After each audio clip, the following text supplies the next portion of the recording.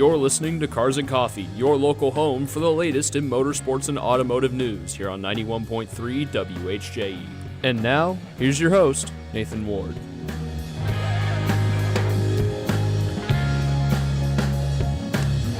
Hello, and welcome to Cars and Coffee here on 91.3 WHJE. My name is Nathan Ward.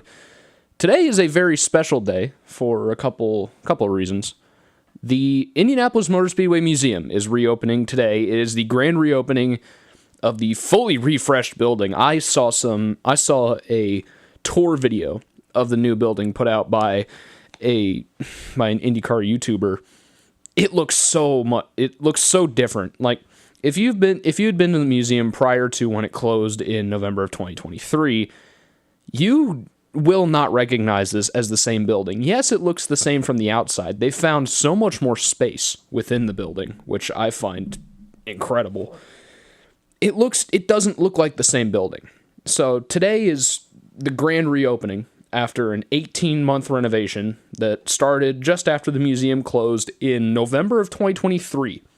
So it was closed the entirety of last year.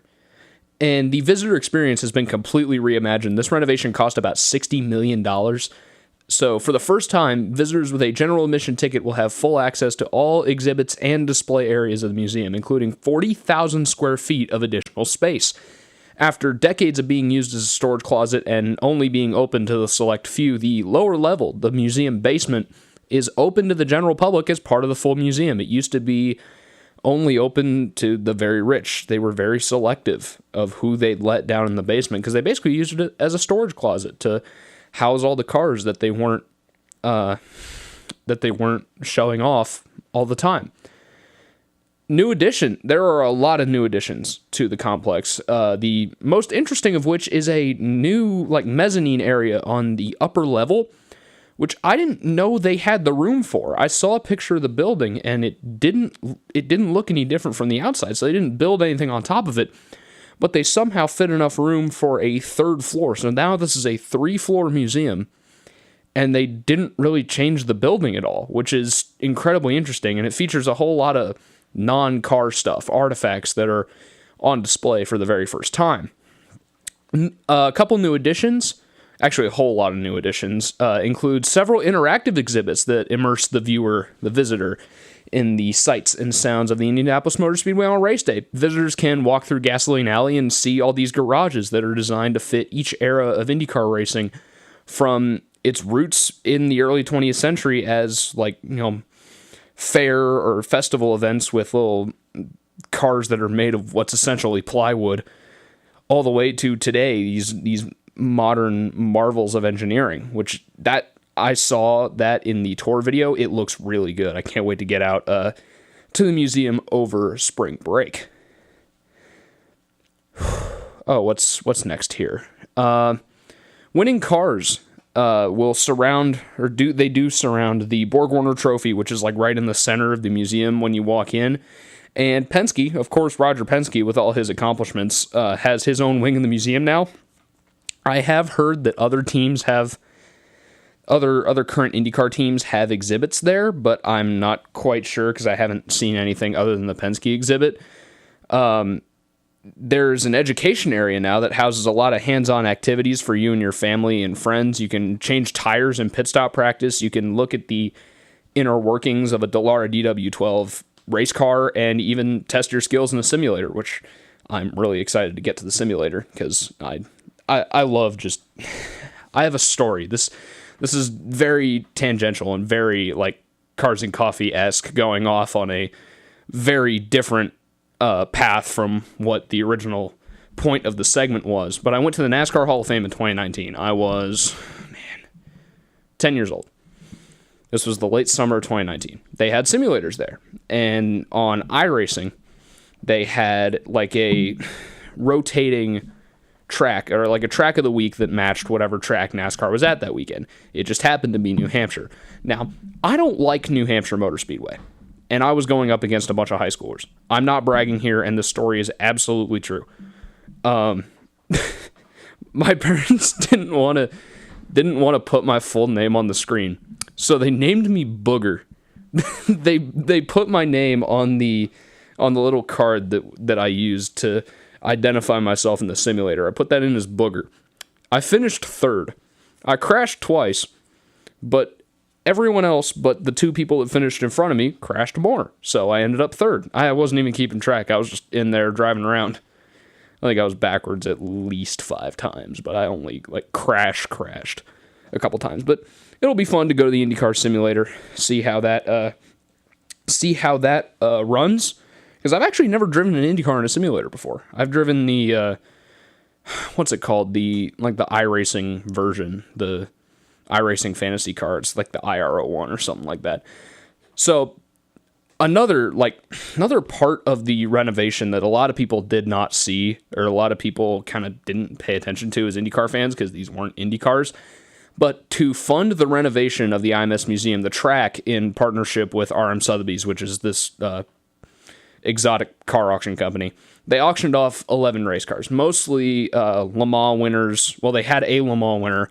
They had a mid-century Formula One car that was their centerpiece, in order to raise around $89 million in what's part of what they call the Story Behind the Spectacle initiative, because this was all to fund the completely revamped museum. Some of these historic cars there were some real heavy hitters in this collection that were just sitting around. They had a 1966 Holman Moody Ford GT40 Mark II. This took part in the 1966 24 Hours of Le Mans, where Ford broke Ferrari's winning streak their first time there. That car sold for $13.2 million. Their second highest offering was a 1964 Ferrari 250 LM. That car won Le Mans as part of the Ferrari dominance of the early 1960s. That car sold at auction for $36.3 million. Ferrari 250s go for a whole lot at auction now. They're incredibly rare in new condition and incredibly sought after. But the absolute highlight of the IMS collection, and something that I did not know the Speedway even had until this renovation started, was a 1954 Mercedes-Benz W196R Stromlinenwagen, or Streamliner if you speak English. That car was a closed-wheel Formula One car back when Mercedes was still doing Formula One before the 1955 Le Mans disaster, and they actually experimented with fenders because you were allowed to do that back then, because Formula One was only 5 seasons old. So that car was most famously driven by F1 legend Juan Manuel Fangio.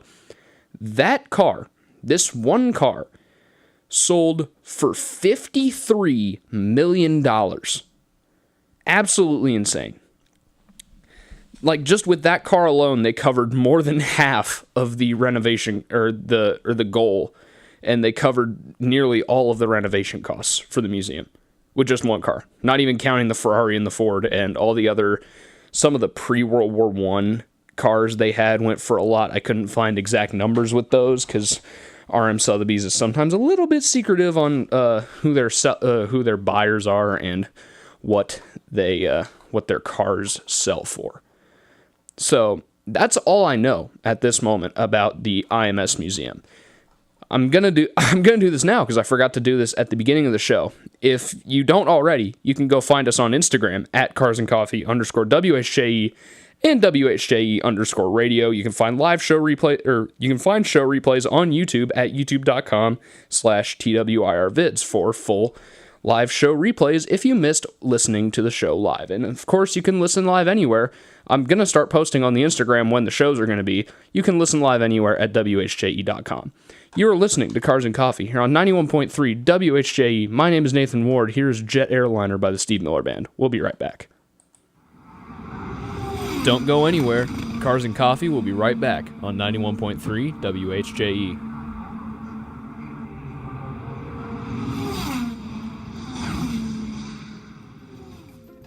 Hi. If you're listening to this, that means you're listening to the show on playback. I just want to say thank you for listening, and make sure to subscribe to our YouTube channel so you never miss full-length show replays when they're uploaded. If you're listening on playback on the radio, go to youtube.com/TWIRvids. If you're listening to the video on YouTube, just click the button below. Thank you so much, and let's get back to the show.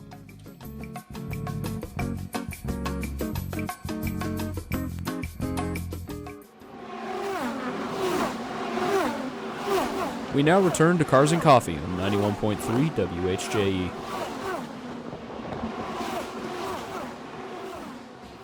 Hello and welcome back to Cars and Coffee here on 91.3 WHJE. My name is Nathan Ward. That was Take the Money and Run. Or, that was not Take the Money and Run by Steve Miller Band. That was Jet Airliner. We'll play Take the Money and Run later. But first, IndyCar has employed an old friend, I guess, to redesign the 2027 chassis. So after an off-season meeting regarding the 2027 IndyCar chassis left many team owners underwhelmed and disappointed, IndyCar has tasked veteran race car designer Tino Belli with giving the next-generation IndyCar chassis a facelift. After the off-season meetings, some team owners described Dallara's rendering as a warmed-over DW12, according to Racer.com.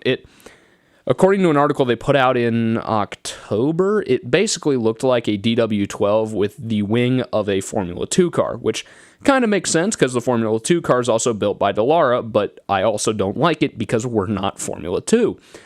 Belli's involvement has apparently had an immediate impact. According to those who have seen his influence on the upcoming design, the most recent version of the next generation car is said to look nothing like the original rendering, which is awesome.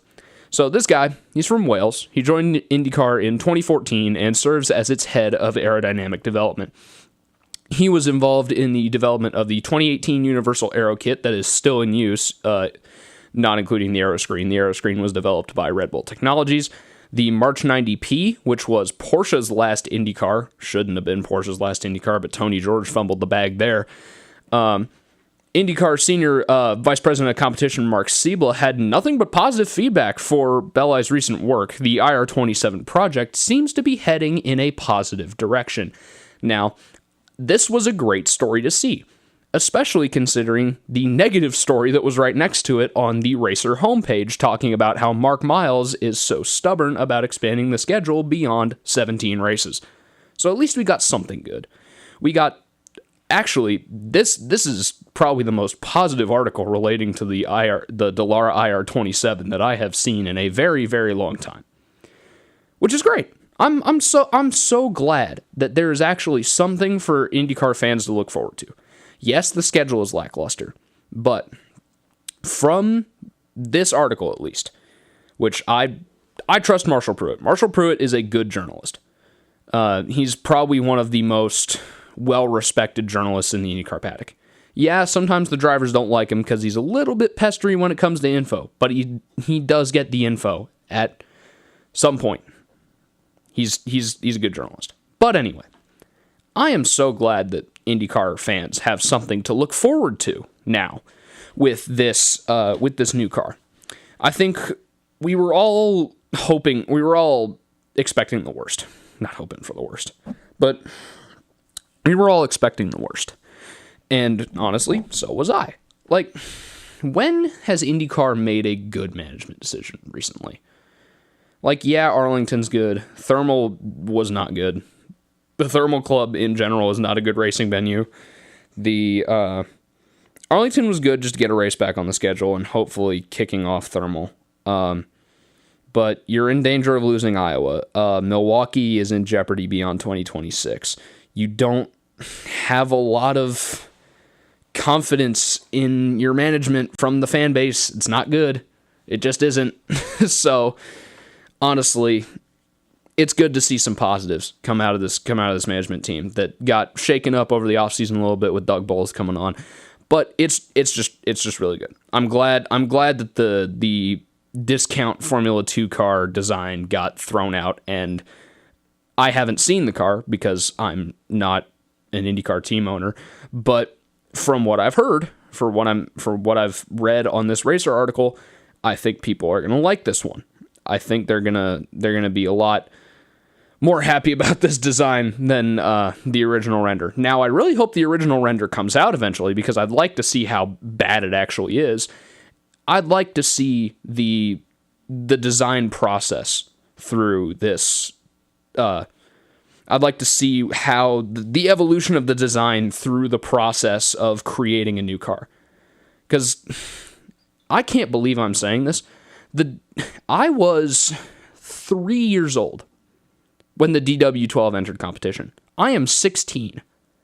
And the DW12 won't be retired from competition until I'm 18 years old.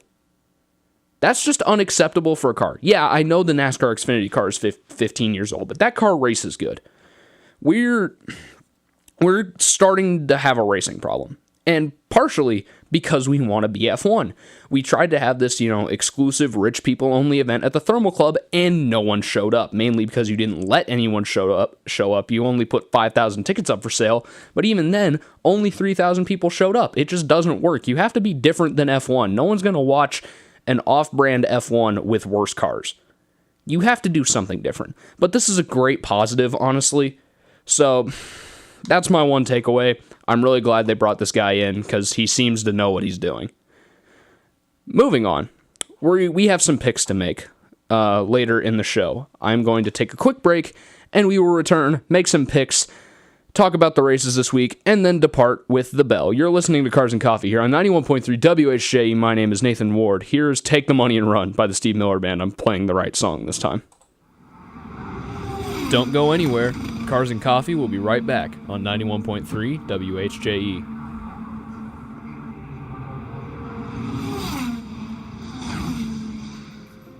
Hi. If you're listening to this, that means you're listening to the show on playback. I just want to say thank you for listening, and make sure to subscribe to our YouTube channel so you never miss full-length show replays when they're uploaded. If you're listening on playback on the radio, go to youtube.com/TWIRvids. If you're listening to the video on YouTube, just click the button below. Thank you so much, and let's get back to the show.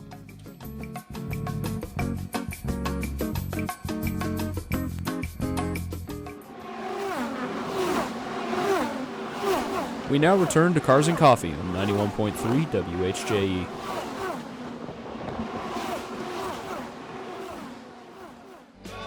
Hello and welcome back to Cars and Coffee here on 91.3 WHJE. My name is Nathan Ward. Before the bell rings, well, the bell actually just rang here at Carmel High School.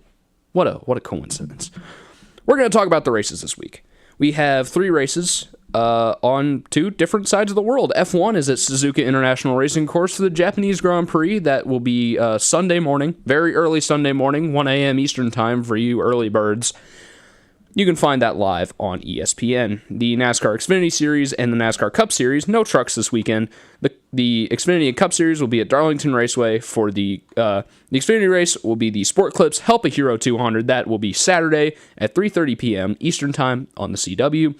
The Cup race, Throwback Weekend, even though not a lot of people are participating in the Throwback Weekend, the Goodyear 400 is Sunday at 3 p.m. on FS1. Now, it's time to make some picks for those 3 races. Now, I'll be incredibly brief because there's not really a lot to talk about here. I think McLaren's going to win an F1. I think Lando Norris is going to just walk away with another one. I don't think Red Bull really has anything for them. I hope Yuki Tsunoda does well in his first Red Bull race. That's all I'm asking for. My Xfinity pick, I'm thinking a Cup Leach is winning it. Didn't go well for me last time, but, or the last 2 times, but the Joe Gibbs Xfinity cars have always been really good at Darlington, so I'm going to pick the 19. I think Christopher Bell is getting another win for the Joe Gibbs number 19 Xfinity team. My Cup pick, yeah, I'm going the same route here. I think JGR's been very good at Darlington the last couple years. They haven't had the best luck, but I think Denny Hamlin will win in the number 11 Sport Clips Toyota. That will be it for this week's episode of Cars and Coffee. This week's show is the last before spring break. I hope everyone has a wonderful spring break, and I will see you, hopefully, in a week or so. Have a good day, Carmel. You're listening to 91.3 WHJE. My name is Nathan Ward. Here's Fell on Black Days by Soundgarden.